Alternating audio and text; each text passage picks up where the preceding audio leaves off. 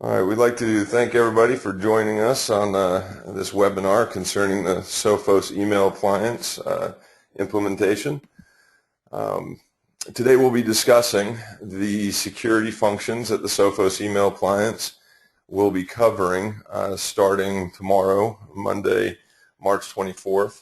It'll be turned on automatically for all CWPW email users. The Sophos word and business name is one that all of CWPW have started hearing at the beginning of the year and will continue to hear quite frequently as the year goes on. CWPW has selected Sophos as the security IT function provider. So all the applications and appliances that we need, that CWPW needs to be able to fulfill HIPAA security requirements. Sophos provides those in a variety of applications and appliances. We've already started putting in place Sophos' encryption functionality, which secures laptops and other data, and are now at the point of launching the Sophos email appliance for CWPW email security. So the Sophos email appliance covers three areas of security, all centered around email. It's a spam filter, so it will help to block unwanted messages. It serves to search all of the messages, incoming messages, for virus protection means. And it serves to provide the ability to encrypt any messages that may contain PHI or anything of that sort. We'll initially start talking about the spam and virus protection. We'll pause for any questions, and then we'll continue on with the encryption detail about the Sophos email appliance. So as was mentioned at the beginning, the Sophos email appliance is automatically going to be enabled for all CWPW users. There's nothing that any user has to do to be able to have the functionality that will be discussed today. It is just something that will be turned on across the board starting early tomorrow morning. There are some things that you can do when interacting with the Sophos email appliance that are important to be aware of. Everybody received documentation through the email regarding how to log into the Sophos email appliance. We'll actually be sending out an updated version of that documentation by tomorrow morning. And in that updated version, the first version of the documentation, there was a typo regarding the link that you click on to get to the email appliance. Bob Shaw sent out a corrected email with the corrected link, but once you click on that link or type that link, that takes you to a login screen for the Sophos email appliance. Now, what I'm about to show you is not necessary that you actually log in and do things unless you need to interact with one of the functions of the email appliance that I'm about to demonstrate. Once again, the things that we discuss regarding what the Sophos email appliance will do will happen automatically whether or not you log into the appliance. One other thing that I want to point out is that this email appliance and logging into the email appliance has nothing to do with your normal email usage and interaction. Your normal email usage will continue unchanged.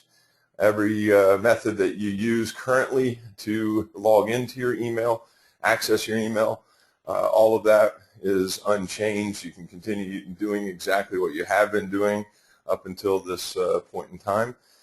So the Sophos email appliance sits in the background, invisible to the users unless you need to make use of one of the functions that I'm about to demonstrate. So the login screen, you'll type in your login name, which for almost everybody is your first name _ last name. It's the same login name you would use to log into your email. If you're using a computer that is connected to the CWPW domain, it's the same user ID and password you use to log into your computer every single day. So it's just your first name underscore last name. You don't need the at cwp.org. And then whatever your standard password is that you might have set up. By clicking login, you'll be exposed to the various options that are available to users for the Sophos email appliance. Looking on the left-hand side is where the menu options are. The first menu option that comes up by default is showing you any blocked messages. Now, these are messages that the Sophos email appliance may have deemed as being spam-related messages. Again, that being one of the functions of the Sophos email appliance, it automatically is going to start detecting and blocking spam-related messages. You will get a notification at least once a day telling you of any messages that the Sophos email appliance may have considered spam and blocked. In that message notification, it should tell you the sender of the spam message, the subject line, and the first couple lines of the message itself. Within that notification message will be a link that you can click to be able to log into the Sophos email appliance to be able to do exactly what I'm doing here, demonstrating today. So when you see these blocked messages, you can look at them more thoroughly by clicking on the subject line. As you can see, that will pop the message up there in front of you. You can also choose to delete the message by checking the appropriate messages on the left-hand side. Checking the box at the very top will uncheck all or check all, and then you click the appropriate button of the action you want to take. If you check a message and click deliver to the message, it will pass that message on through to your Outlook email, your cwp.org email account.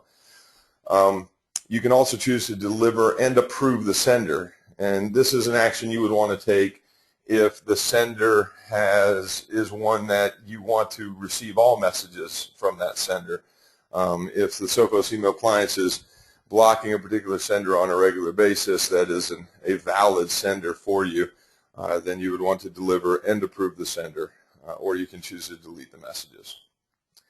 Going back over here to the left-hand side for the menu, you can click deleted messages, which will show you any messages that you may have deleted in the past that are in your deleted message folder, very similar to the deleted message folder in your cwp.org email, in the sense that when you delete something, it moves it to here as a last option for you to be able to recover the message if you deleted it in error. The next option on the menu is approved senders. This you would use this area of the system if once again you have a sender that Sophos email appliance may be blocking as spam, and you want to make sure that the Sophos doesn't do that anymore, and that it passes through messages for those particular senders, or even for an entire domain, as the instructions tell you here that you can read under the add sender area. You can add all senders for a particular domain if desired to receive any and all messages sent by users of a particular domain. The block sender section is where you'll want to add an email address for a sender that maybe the Sophos email appliance is not catching as spam as often as you would like, or at all. You can add a particular email address or an entire domain, the same as the approved sender area. And this will allow you to also manage any block senders you may have already added to your list. As you can see here, I have not yet added any block senders, so it's not showing me any. Had I had some block senders added, then I can choose to no longer block those senders if any are in there. And then lastly is the options area. And the options, basically there's only one option that's available, and that's whether or not you want to be notified periodically of messages that have been blocked. By default, all email addresses are enabled, which means you will receive those regular notification messages letting you know that spam messages have been blocked, and giving you the option to log into Sophos to be able to review those messages and act accordingly. So most of these here that you're seeing, most of these functions are related to the spam control functionality of the Sophos email appliance. The other functionality in addition to spam, that will happen automatically across the board is virus checking. Those messages, if Sophos happens to find a message that contains a virus, it's set to go ahead and allow the message through without the virus. You know, all viruses in an email message are attachments, and so what will happen is you'll receive the text portion of the message, but where the attachment typically was will be an indication that the Sophos email appliance had detected a virus and had blocked that virus from you being able to receive it. If it indeed happens to be a valid message, you would have to get with health tech support to be able to get access to what Sophos blocked.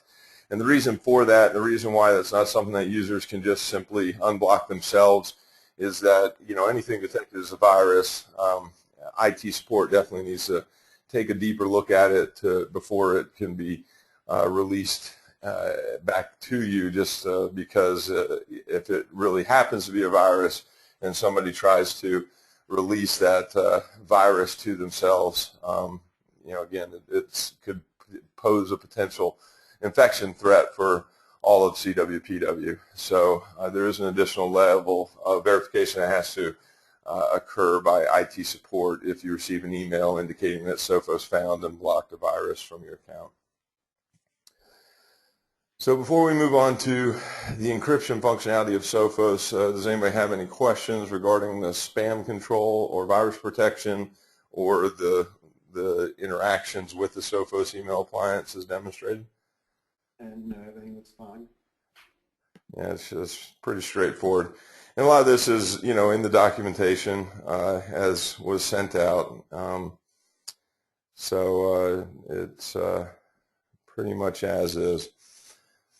Okay, so the other portion of functionality offered by the Sophos email appliance is to encrypt messages that either you yourself choose to encrypt that you wish to remain secure.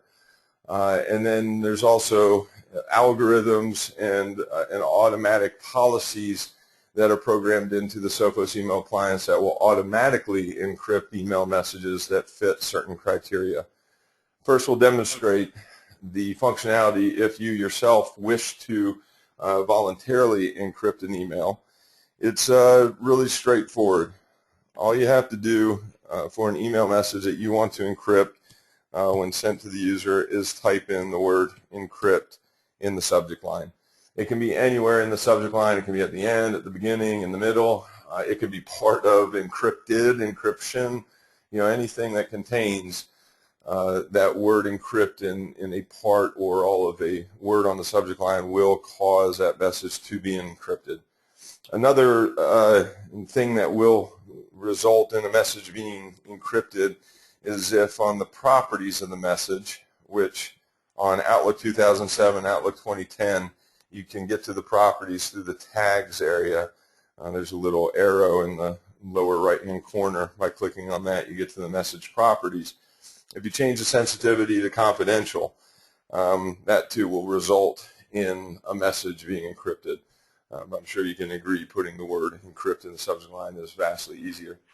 Now, if you'll recall, it may have been a while since you have last read the CWPW HIPAA security policies, but a few of those policies is that any message containing PHI needs to be sent in an encrypted fashion when that message is being sent outside of the CWPW email system. So, you know, if you send a message to 3 different individuals, and it's the same message, and 2 of those individuals are within the CWPW email system, meaning that their email address ends with @cwpw.org, and the 3rd individual is outside the CWPW.org email system, then the Sophos email appliance will ignore the 2 messages that are sent within the CWPW email system, and it will only encrypt the message that goes to a non-CWPW recipient. HIPAA security standards and our own application of security rules and functionalities is we're relying on all of the other security policies and functions that are in place to protect information. behind our own lines, if you will. So all emails within the CWPW email system that are sent back and forth will be considered secure and won't have need for the additional level of encryption. It will just be something for all non-CWPW users. So if you are sending email to a CWPW staff member or physician, but sending it to a non-CWPW address, again, the Sophos email appliance cannot detect the difference between somebody being a staff member or a physician. All that it's looking at is the domain of the recipient. And if the domain of the recipient is something other than @cwpw.org, then that email will be encrypted regardless of whether the recipient actually is a staff member or a physician.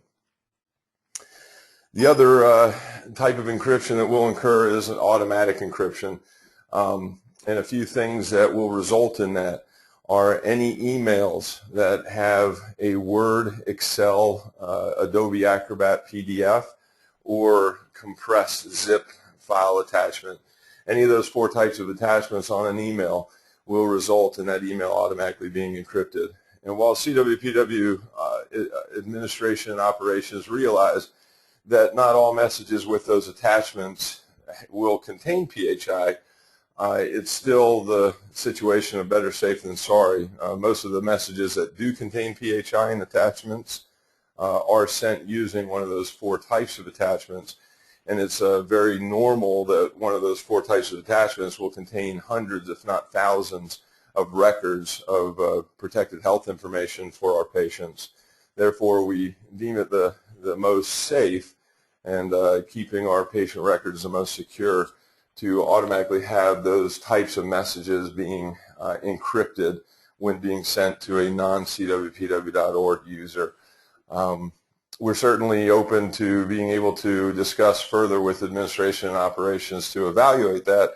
So if any particular user finds that the automatic encryption is encrypting things far more often than it really should be or needs to be related to PHI that may be being sent, it is certainly something that that we in the IT department would like to get feedback about, or you can also pass that feedback to Dr. Weiss or Bob Shaw, and we'll evaluate that information through a discussion with the security committee and determine whether or not any of the policies regarding automatic encryption can be loosened while still maintaining an adequate level of protection for our patient records.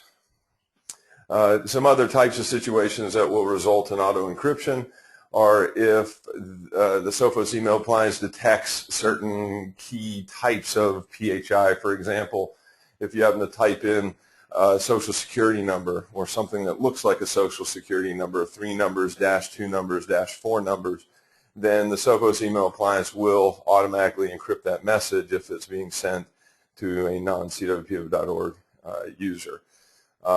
There are other situations that will result in auto encryption similar to those kinds of cases. But as we noted before, if you run into a situation where you aren't sure why it's self-encrypted, auto-encrypted, and it's causing any kind of level of concern with it encrypting non-PHI related emails to a high degree of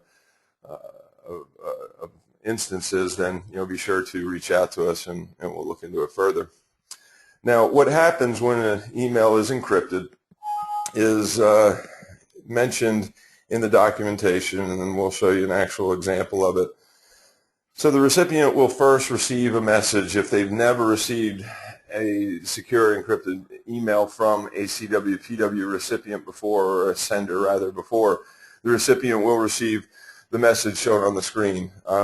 And it's just a message notifying them that they're receiving, that they were sent an encrypted message, and that before they can get to the detail of the message, they have to log in to CWPW's Sophos email portal. And they can do that all by reading exactly what's in the email message and following the prompts. It tells them where to click in the email message, and that will take them to the recipient portal of the Sophos email appliance. as shown here with the screenshot included in the documentation.